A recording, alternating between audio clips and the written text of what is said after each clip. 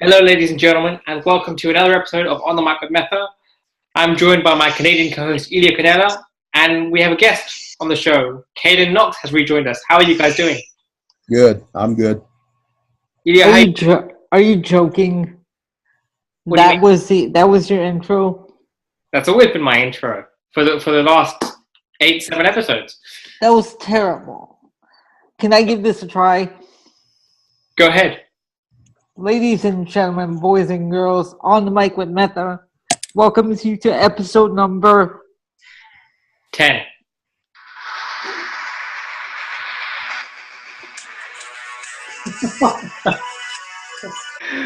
Oh gosh. Oh my gosh. Well, it could be. It's the perfect 10. Let's have a look at this. Let's just call it that. There we go. Okay, guys. First things first. What were your Elio, I'll start with you. What was your overall impression of Raw this past Monday night? Actually, Raw was pretty good. I like the promos that they had in and I liked that Braun Strowman and Brock Lesnar confrontation. Yes, that was really interesting to watch, and it made the audience believe that Strowman could actually beat Lesnar. That when Lesnar suplexed him and he popped right back up. Yeah, exactly. Caylon, what about you? Definitely the thing that stuck out to me the most about Raw was the Brock Lesnar and Braun Strowman segment. Oh, absolutely. What did you like about it? I like the fact that I loved how Strowman basically no-sold that German suplex and he popped right back up. Yeah. And if you saw the reaction from the fans, a lot of people were kind of shocked by that. Yeah, because the suplex has always been a very protected move ever since Lesnar rejoined in 2012. And he just popped back up, and it was shocking, but it worked well. Almost kind of reminded me a little bit of an old school reference here. An episode from the original ECW where 911, who was Paul Heyman's bodyguard at one time, he chokeslammed Taz, and Taz popped right back up from it and gave 911 a German suplex, and then he choked him out. Yeah, on a Taz mission. I remember that episode. Yeah. This is an example where no selling. You know, we don't normally encourage that in WWE, but it actually worked. Yeah. Elio, what do you think about that bit? Yeah, Braun just like what I noticed about when he jumped right up from that suplex. It was like an arrow. He just jumped straight up like an arrow. Were you shocked by it, or you? Yeah. It was very shocking. I wasn't expecting that. No, it was very shocking. So heading into No Mercy, you guys are both picking Strowman, right? Yep. Caylon? I am. I would like to see Strowman win, but I think I might have to put my money on Lesnar. I just have this feeling that they're probably going to have Lesnar retain, and they might even do like some kind of a disqualification or something like that. You know, I mean, I would like to see Strowman just get a clean win over him, but I'm kind of thinking that they're probably going to have Lesnar retain. Well, I suppose they could, but if that was the scenario, Elio, I'll start with you. If that was the scenario that you were given, Vince has called you into his office and said you have to make Lesnar retain the championship, and you've argued and you've gone back and forth, but at the end of the day, that's his decision. And now you guys have to come up with a finish, but you don't want to tear down Strowman. Elio, how would you do it? Well, since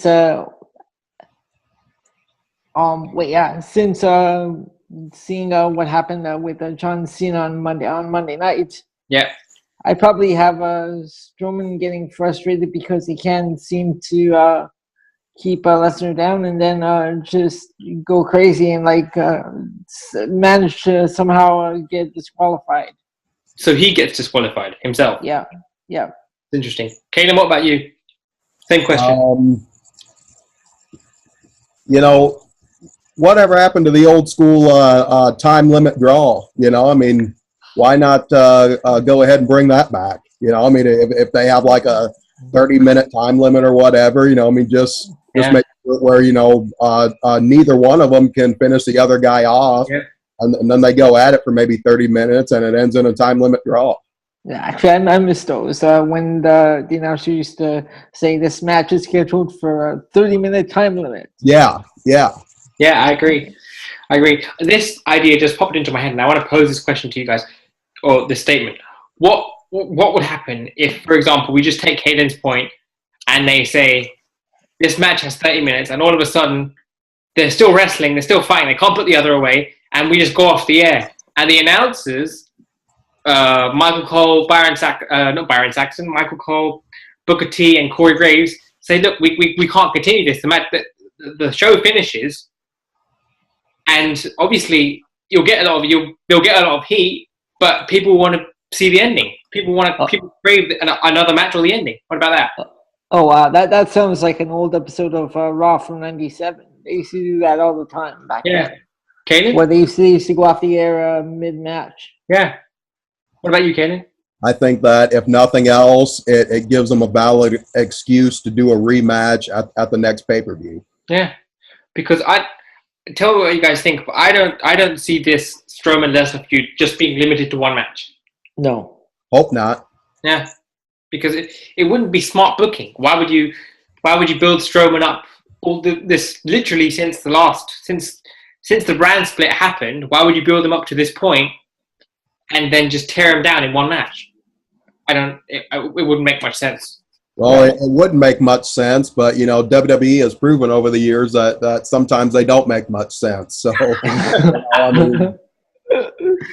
with certain storylines, you can certainly say that. What storylines are you referring to when you made that statement? Well, I mean, look at how they built Rusev up as a killer for over a year, and then just recently here at SummerSlam, he lost to Randy Orton in 10 seconds. I must admit, I must have missed his promo on Tuesday night. No, like I didn't miss it. Like I must have missed what he was saying because the volume wasn't turned up all the way on my computer. But what was he saying? Was he still cutting a heel promo? Yeah, Rusev said that he went back to Bulgaria to get his killer instinct back, and that now that he was back, it was time for him to defeat a legend, which I was assuming he was talking about Randy Orton. I mean, I think it's safe to call Randy Orton a legend at this stage in his career. Okay, because I got that part where he had to come back and defeat a legend. I got that part. I missed the beginning of the promo though.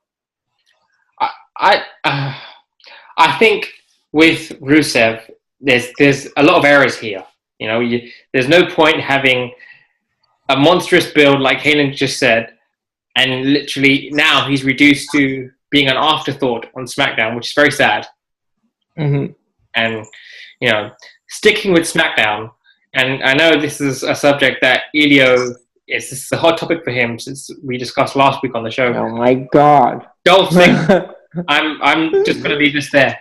Elio, your thoughts, please. Oh no! If last week wasn't bad enough, this week was just as bad. They're coming out as the Ultimate Warrior and as Bayley. And you know what? Actually, it's not even Dolph's fault. It's just sad to see the WWE do this to him. Yeah, Caylon, what about you?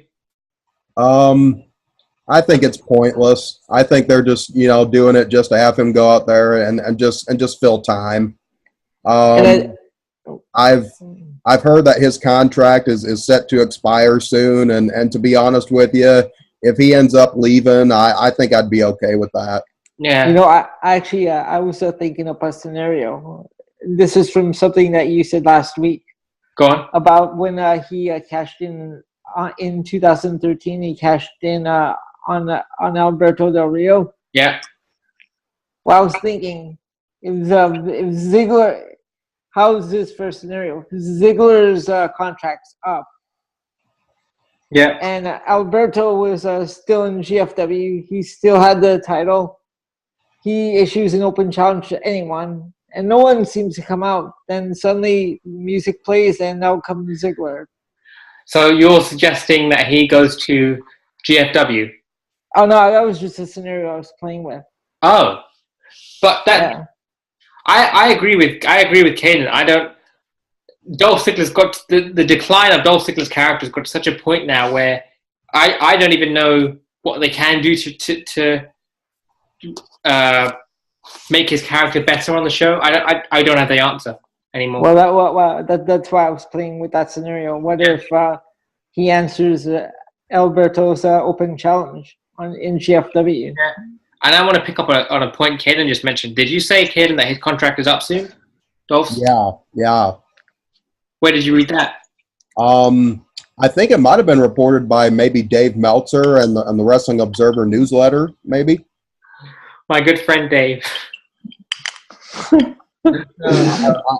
not totally sure about that, but I've definitely seen a report on a few sites that Ziggler's contract is supposed to expire sometime soon. Well, have you had dinner with Dave?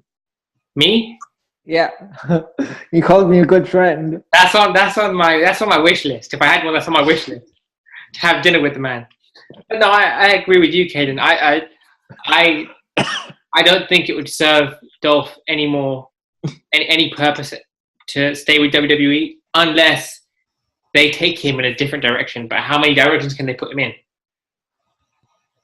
Right. It doesn't make sense anymore. It's sad because he's such a good in-ring worker, but he just needs to have a platform to showcase it. Which is why I said having him in a feud with AJ Styles. What do you guys think about that?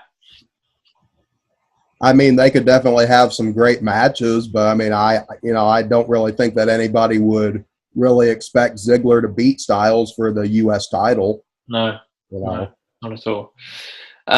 Switching back to Raw now, there's a couple of things. Firstly, do you guys think, and Caylon, I'll start with you on this one, do you think that the Raw Women's division is weak at this point? I mean, not too weak. I mean, I think that they're doing a good job of building up Nia Jax as being, kind of a force to be reckoned with. Yeah. And then, of course, everybody loves Alexa Bliss. I do. I love her, Everyone loves Alexa Bliss. Yeah. Sasha Banks, I kind of feel sorry for her. I mean, they seem to refuse to let her have a decent title reign. Yes.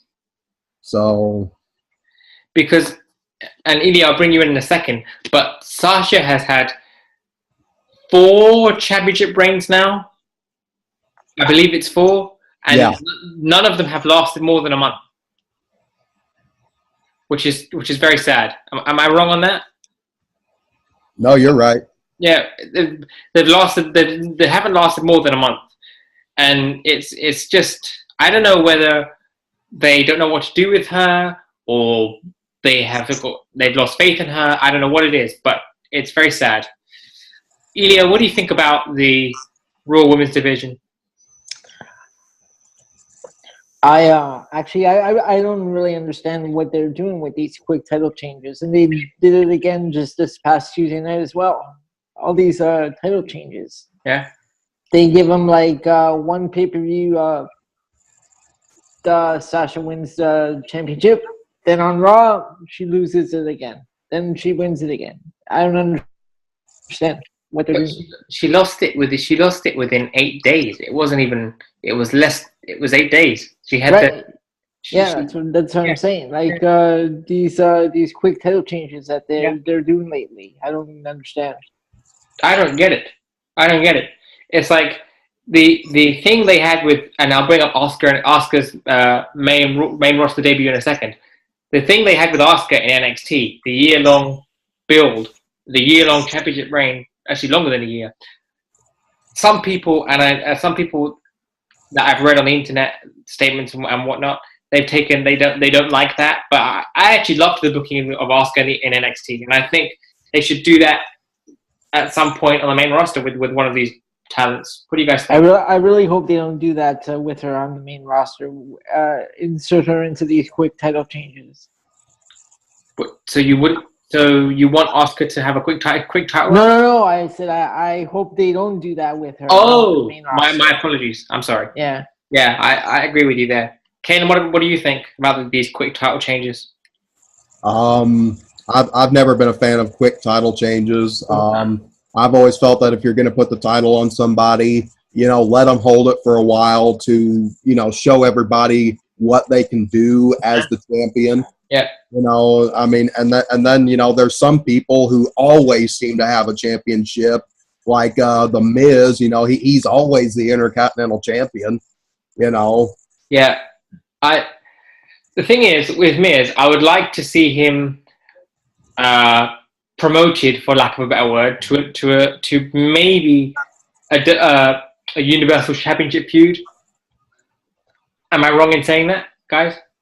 I would like to see the Miz in there, but to be honest with you, I just can't see the Miz beating somebody like a Brock Lesnar or a Braun Strowman. No. Elio, what about you? No, it would be cool to see Miz in a going for Universal Championship, but again, I don't see him beating like Braun Strowman or Brock Lesnar. I would like to see somewhere down the road, and I want your guys' opinion on this. I would like to see a Roman Reigns Miz feud for the Universal Championship. Weren't they supposed to do that for the Intercontinental Championship? Were they? I don't know. That's what I heard. That they were going. That Roman Reigns was going after the Intercontinental Championship. I didn't hear that. Caylon, did you? No. That's news to me. I haven't heard anything about that. Where did you hear that, Elio? Oh no, I thought I had read where that was planned. Maybe they scrapped it. I don't know. They must have scrapped it because they haven't. I've not seen any of that before. I heard that Brock Lesnar will take time off again after No Mercy. So there could be a possibility that he loses the title to Braun Strowman.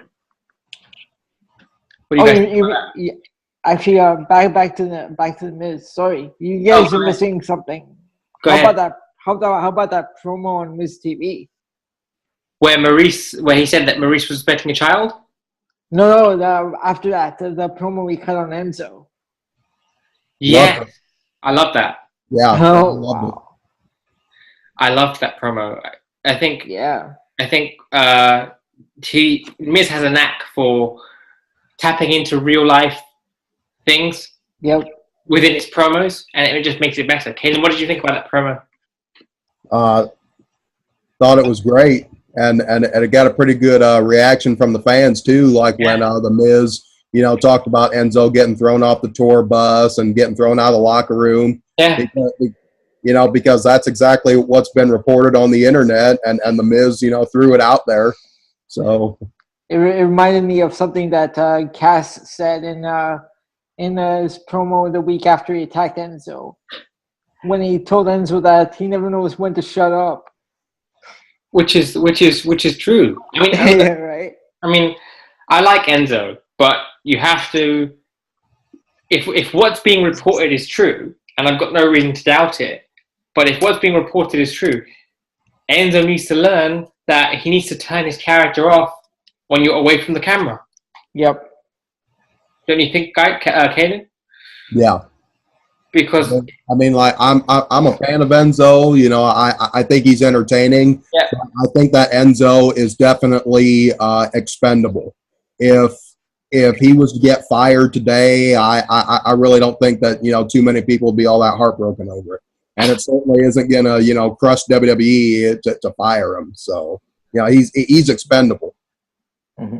Oh gosh, yeah, I agree. I think Enzo's promos, his mic work is on the money right now, but his in-ring ability needs work, and he needs to learn that he can't just rely on his promos the whole time.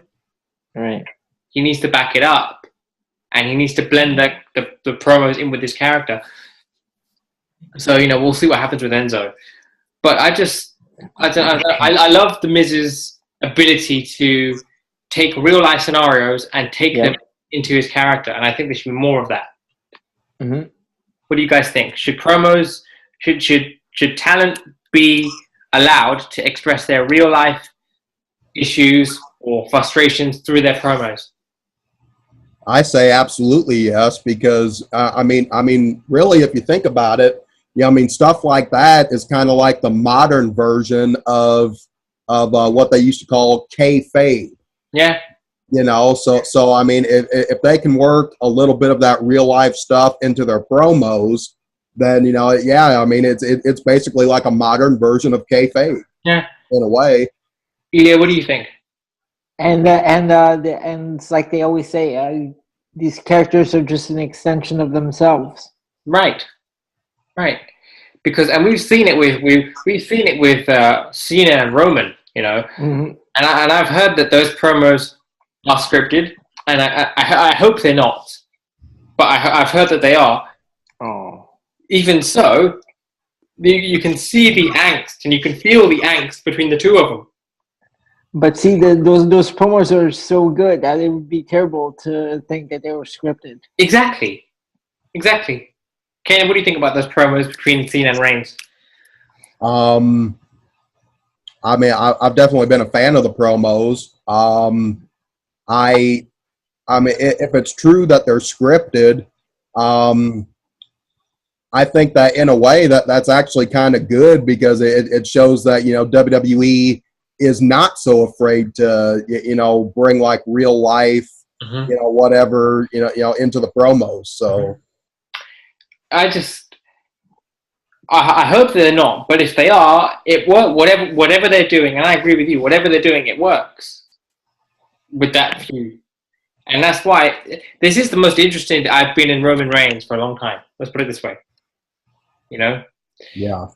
Ever since he beat the Undertaker at WrestleMania, which I still say the Undertaker is not retired, and I know that it's being reported that he was, and they're acting like he was, but I still don't think that he is, because if he was, they would have done a WWE Network thing on him. They would have done a special. They would have done the whole 9 yards, right? No, Undertaker's finished when Undertaker says he's finished.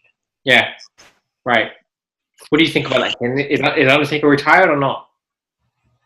I think he is. I mean, he's like 52, 53 years old now. Yeah. And to be honest with you, I mean, going back and watching, some of his most recent matches over the past few years, I mean, he just kind of looked like he didn't really have it in him anymore. I mean, he just kind of looked like he was just tired, and he was physically hurting, and he just didn't really want to do it anymore. So honestly, I kind of hope that he is retired. For his health, I 100% agree with you. But it just seems to me that if he was retired completely, they would have done something on him. They would have done. I mean, for Daniel Bryan, because he is retired. For Daniel Bryan, they did a WWE Network special. They gave him 30 minutes of airtime at the end of the show. Well, I almost kind of feel like maybe they, as part of the, kind of like the aura of the character of the Undertaker, maybe they'll kind of leave that question open. I mean, will the Undertaker ever return someday? But to be honest with you, I really don't think that he will, and I really don't want him to. What do you think? Just switching to Undertaker now for a second, I just thought about this. What do you guys think are his best matches in terms of his recent years? Like going back the last 2-3 years of his career? I would say that the best matches were against Brock Lesnar at SummerSlam and Hell in a Cell 2015. Yeah. Undertaker got himself in really, really good shape for those 2 matches. Elio, what about you? Yeah, same. I think those were some of his good matches. Some of his better matches in the past 2 or 3 years. Yeah, I think this match gets underestimated a lot. But I think the Undertaker versus Shane McMahon, that Hell in a Cell match, was one of the best Hell in a Cell matches in recent memory. What I mean by that, I mean the last year, 2 years, maybe. I think that match was probably the best WrestleMania match that the Undertaker had since CM Punk. Yeah. Yeah. Agreed. Because the story was good, the match was good, and the ending was good. Yeah. So hopefully the Undertaker, for his health, I want him to stay retired, but I wouldn't mind seeing him come back in a non-wrestling role if that's possible. Switching to the end of SmackDown now, the promo between Kevin Owens and Vince McMahon. What are you guys' thoughts? Caylon, I'll start with you. I thought that it was pretty interesting stuff. It was definitely nice to see Vince again. Out there being as only he can. The Mr. McMahon character. Yeah. Which he plays so well. Oh yeah. I mean Vince McMahon is probably the greatest heel and the biggest heel in wrestling history. Yeah, I would so agree with that. But Kevin Owens busting him open with that headbutt. I was kind of surprised by that. And somebody brought up a good point. It's kind of funny that Vince, what was willing to get busted open when they've made a big deal about people getting busted open over recent years. There's that infamous story about Chris Jericho and Dave Bautista. They did a blade job, and Vince fined Batista like $100,000 for it. Wow. When was that? That was back in 2008, right when WWE first kind of switched over to PG. Yes, I remember. Yeah, Chris Jericho has talked about it a lot. He talked about it in one of his books, and he's talked about it on his podcast. But I think it was Batista that actually did the blade job. He bladed himself, and Batista got fined like $100,000. Jericho got fined something, and even the agents for the match, like Dean Malenko, he got fined like $5,000 or something for it. Wow, that's well. I mean, look, 2008 was 7 years. 9 years ago. 9 years ago. I'm sorry, my math is terrible. It was 9 years ago. So a lot of things have changed, right, with WWE. And I think now WWE is more accepting to do something, even if it's not what they would do from a corporate standpoint. But if it's good for television storylines, I think they're willing to do it. Well, it's like at last year's SummerSlam when they let Brock Lesnar bust open Randy Orton. With those stiff elbows. Yeah. Oh, I had to turn away from that when I saw that. I just turned away momentarily because when all that blood started pouring out. Yeah, I did as well. The blood was gushing out of his head like a faucet. That was yeah. It was sick. And I got up. The pay-per-view obviously in the UK is in the morning, right? So I got up and I had my breakfast. And I remember I was having breakfast, and I was like, I had to put my breakfast away momentarily for that. I couldn't. You can't get annoyed at me. I didn't text you that morning. No, you didn't. You guys are in. The shows are in the evening for you, right? So yeah. Elio always texts me the results when I wake up in the morning, and I'm like, Elio, why would you do that? I haven't seen the show yet. So, but you didn't, and I got up, and I saw that, and I was like, oh my gosh, there is so much blood going on around here. That was gushing. But I agree with you there. Switching to Kevin Owens and Shane McMahon, that will be inside Hell in a Cell now, October 23rd, I believe. No, October 8th. October the 8th. Isn't it October 8th? No more Hell in a Cell. Hell in a Cell is not October the 8th. Ken, what? I'm not sure the exact date. I was kind of thinking it was later on in October. Or am I mistaken? I'm not sure. You might. I don't know. You could be right. I don't know. Maybe No Mercy is on the 8th. Is that right? No Mercy's 2 weeks from this Sunday, so it's the 24th. Oh, is it? Yeah, that's 24th. But yeah. Hell in a Cell, October 8th. I just looked it up on my phone. Really? Yeah. Okay, I didn't know that. That's news to me. Okay, October the 8th. Do you guys think the Shane McMahon, Kevin Owens, Hell in a Cell match is smart booking? Yeah, I do. Why? Because their feud has been pretty entertaining. Yeah. Especially on Kevin Owens' part. He's always entertaining. He's great on the mic. And I think that from an in-ring standpoint, Owens can definitely lead Shane to a great match. So. Elio, what about you? Yeah, I'm looking forward to this match. I think the build-up's been pretty good. What appeals to you about it? Like, just the build-up of the story, the promos that they've had. Yeah. Leading up to the match. And the one thing that I have noticed as well is that, and I remember saying this I believe it was last week or the week before, and I remember saying it on my blog as well, is that Kevin Owens needs to have more aggression to his character, and this storyline has brought it out of him. What do you guys think? Yeah, I mean, Kevin Owens is one of those guys who, sometimes he'll be hilarious, and then sometimes he'll be, deadly serious. Yeah. And what were you going to say, Elio? Oh, no, nothing. I was just saying, yep. Mm-hmm. Yeah, because the beatdown of Vince McMahon showed his aggressive side that he needed, right? Oh my God, that splash from the top rope right onto Vince. Oh gosh, that was, and this is being understated by a lot of people. Vince McMahon is 72 years old. 73, actually. I think 73 or 72. So okay, yeah.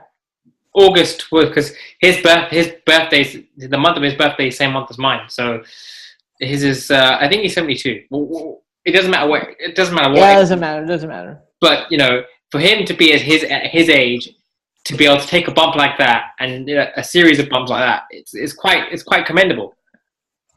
Vince has got the body of a 30-year-old. Yeah, and he looks late 50s. He looks like he's in his late 50s.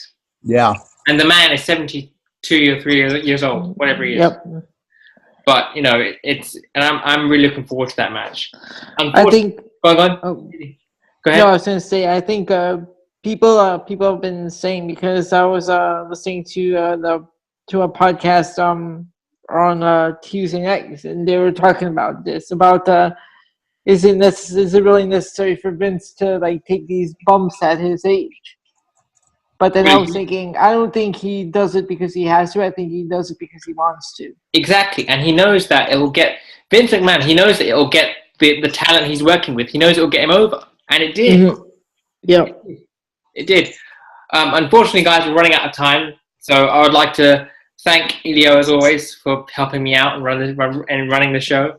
Caylon, you've been great. I want to thank you so much for coming on again. Thank you. We'd love to have you on again. Ladies and gentlemen, this has been On the Mic with Metha, and I hope you enjoyed the show. Have a good day, guys. All right. Have a good day.